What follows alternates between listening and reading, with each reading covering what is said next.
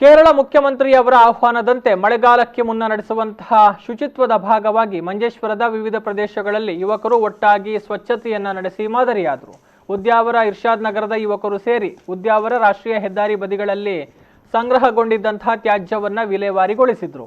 ಮಳೆಗಾಲದಲ್ಲಿ ಮಳೆ ನೀರು ಹರಿದು ಹೋಗಬೇಕಾದ ಸ್ಥಳಗಳನ್ನು ಸ್ವಚ್ಛಗೊಳಿಸಿ ಅಲ್ಲಿ ಶೇಖರಣೆಯಾಗಿದ್ದಂತಹ ತ್ಯಾಜ್ಯಗಳನ್ನು ವಾಹನದಲ್ಲಿ ಹೇರಿಕೊಂಡು ವಿಲೇವಾರಿ ಮಾಡಿ ಸರ್ಕಾರದ ಆದೇಶವನ್ನು ಭಾಗಶಃ ಪಾಲಿಸಿಕೊಂಡು ಕೊರೋನಾ ಮೆಟ್ಟಿ ನಿಂತು ಮಳೆಗಾಲದಲ್ಲಿ ಉಂಟಾಗುವಂತಹ ಸಾಂಕ್ರಾಮಿಕ ರೋಗವನ್ನು ತಡೆಯುವ ಸರ್ಕಾರದ ಉದ್ದೇಶದ ಜೊತೆಗೆ ಉದ್ಯಾವರದ ಇರ್ಷಾದ್ ನಗರದ ಯುವಕರು ಕೈಜೋಡಿಸಿದ್ರು.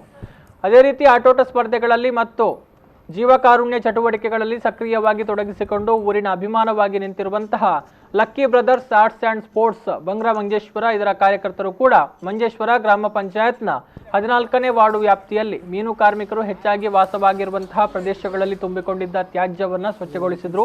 ಆ ಪ್ರದೇಶವನ್ನೇ ಸ್ವಚ್ಛತೆ ಮಾಡಿ ಮಾದರಿಯಾದರು.